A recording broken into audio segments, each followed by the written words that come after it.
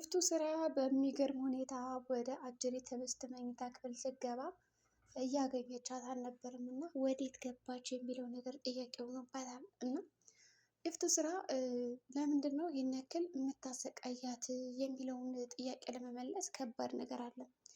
እንግዲህ አቶ አለም ምንድን ነው ያላት ልጁ ይሁን ህብስት እንደው ይቺ ጊፍቱ ስራ ለምንድን ነው መጣላሽ ይህን ያክል እንደው ልጅ እያለሽ አስከፍተሻት ይሆን የሚል ጥያቄ ጠይቋታል። በእርግጥም ህብስት ኧረ እኔ ምንም አላውቃትም በልጅነት አይምሮዬም አንድ ቀንም ቢሆን መታ አይቻት አላውቅም። ከኛ ቤት ዝም ብላ እኔን ስታይኝ ትናደዳለች፣ ትበሳጫለች። እኔን መጉዳት ነው ፍላጎቷ እና ከመሬት ተነስታ የምጠላኝ ነገር ለእኔም ራሱ እንቆቅልሽ ሆኖብኛል፣ ሊፈታልኝ አልቻለም ትለዋለች።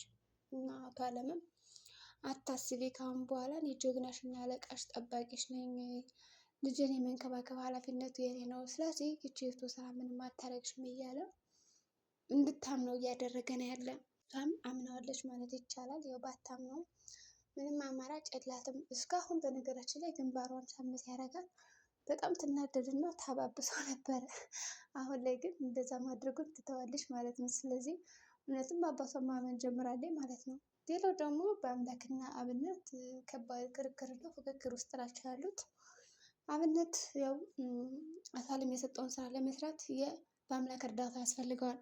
በአምላክም የሰጠው ስራ የአብነት እርዳታ ያስፈልገዋል። ስለዚህ ሁለት ጓደኛሞች እዚህ ጋር እየተደጋገፉ ነው ያሉት። ግን ደግሞ አቶ አለም በሁለቶች ጓደኛ መካከል ስራ የሚል ስም አምጥቶ ሁለት ጓደኛሞች እንዲጣሉ እያደረገ ነው ያለ። ነገር ግን እነዚህ በጭራሽ አይጣሉም እና እንደውም እቅዳቸውን የተሻለ ከአቶ አለም እጥፍ እኩል የሚያስቡበት አላማ እና ዘዴ አምጥተው ማስደመም አለባቸው እንጂ መጣላት የለባቸውም ብዬ አስባለሁ። እና በመጀመሪያ ስራን ከጨረስክ በኋላ በአምላክንም ተከታትሎ ይለዋል አብነት። ተጨማሪ ለማምላክም እንደዛው። ከዛ በኋላ እሱ የፈለገው ነገር ምንድን ነው? ስራዎቹ ክውን ብለው ከጨረሱ በኋላ እያንዳንዱ ለፖሊስ የሚያቀርቡትን ወይም ደግሞ የሚመጡትን መረጃዎች ሁሉ ተጠያቂ እንዳይሆን ማስወገድ ነው የፈለገ። እና ይሄንን ነገር ደግሞ ጊፍቱ አታውቅም። በተለይ ደግሞ ስለ ልጅቱ መንከባከብ እና ማሰብ ከጀመረ ወዲህ አቶ አለም ምን አስቦ ነው? ምን አድርጎ ነው ይሄ ነገር እንደዚህ 30 ጊዜ የሚናገረው? የሆነ ነገርማ እንዳለ ትክክል ነው እያለች እየጠረጠረች ነው።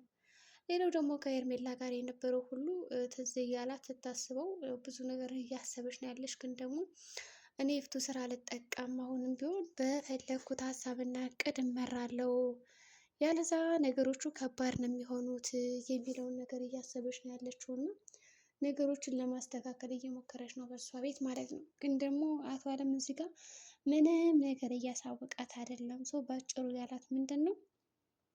በመንገዴ አትግቢ፣ በስራዬ ጣልቃ አትግቢ። እኔ እንደ ወንድነቴ የምሰራቸውን ስራዎችና አለ የምላቸውን ነገሮች እያንዳንዱ አካፍላለሁ፣ አመጣለሁ ይላል ማለት ነው። ከዛም በኋላ እንደዛማ ሊሆን አይችልም እያለች ነው ያለችው። ስለዚህ ይህን ነገር እንዴት አድርጌ ነው ማሳካት ያለብኝ የሚለውን ነገር ደግሞ እያብሰለሰለ እያብጠለጠለ ነው ያለ። በዚህ ጉዳይ ታዲያ እንዴት አድርጌ ነው ነገሮችን መፍታት የምችለው የሚለውን ነገር ደግሞ ለማወቅ ተቸግሮ እንዲሁም ደግሞ እያሰበ እያቁነጠነጠው ነው ያለ። ይህን ነገር እንዴት አድርጌ ነው ማሳካት ያለብኝ የሚለውን ነገር ብዙ ሀሳቦች እና አጀንዳዎች አሉ። በዛ ነገሮች እየተስተካከለ ነው ብዬ አስባለሁ። እና በዛው ደግሞ ያደረገው ነገር ምንድን ነው? ማንም ሰው ሳያውቅ ነገሮችን ማስተካከል እና ማስወገድ ነው የፈለገ። ከዛም የመጣው ይምጣ በማለት ነገሮችን ለማስተካከል እየሞከረ ነው ያለ። ነገር ግን ይሄ ነገር ይሳካለታል? አሁን አብነት እና በአምላክ ይህንን ነገር የሚፈጽሙለት ከሆነ በጣም ስኬታማ ሊሆን ይችላል ማለት ነው። ስኬታማ ከሆነ ደግሞ በጣም ጥሩ ነገሮችን ያስተካክላል ብለን እናስባለን። ከዛም ከተሳካለት ጥሩ ነው። ግን ደግሞ አብነትና እንዲሁም ደግሞ እነ ህብስት ቢያሸንፉ መልካም ነው የሚሆነው። ምክንያቱም አብነት ካሸነፈ ጥሩ ነው፣ ነገሮች ይስተካከላሉ፣ በሰላማዊ መንገድ ይሆናሉ። ያለዛ በማይፈለገው መንገድ ይሄዳል ማለት ነው። በማይፈለገው መንገድ ከሄደ ደግሞ ነገሮቹ ብልሽሽት ብለው ከመጠን በላይ እየባሰባቸው ነው እንጂ እየተስተካከሉ አይመጡም። በዚህ ጉዳይ ምን ማድረግ አለብኝ የሚለው ነገር ደግሞ ሌላ ሀሳብ ሌላ እንቆቅልሽ ነው የሚሆንበት። እና ህብስትም ከዛ ጓደኛሽ ጋር መገናኘት የለብሽም እያለች እያሰበች ነው። እና ጓደኛዋን ደውላ ይቅርታ ጠይቀችው። ምክንያቱም የተደበደብከው በእኔ ምክንያት ነው፣ ስለዚህ ይቅር በለኝ አቢነዘር፣ ግን ለእኔ ደህንነት ሲባል ተመልሰ ባትመጣ ብለዋለች። እውነቷን ነው። በነገራችን ላይ ተመልሶ ቢመጣ ኖሮ በጣም ከባድ ነው የሚሆነው። እንደገና ደግሞ እሷንም አደጋ ላይ ይጥላታል። እስካሁን አሁን አቶ አለም አላገኘውም። በነገራችን ላይ አቢነዘር ማን እንደሆነ አላወቀም። ስለዚህ ማን እንደሆነ ስላላወቀ ካወቀ በኋላ ደግሞ በጣም ይከብዳሉ ነገሮች። ስለዚህ እሱንም ሊጎዳው ይችላል። ያው የእነሱ ነገር የህብስት ጓደኛ የተባሉትን እያንዳንዱ በብርም ሆነ በገንዘብም እየገዙ ለራሳቸው ጥቅም መዋል ነው ፍላጎታቸው። እና እንደዛ የሚያደርጉ ከሆኑ ደግሞ በጣም ከባድ ከባድ ከባድ ስራዎችን ይሰራሉ ማለት ነው።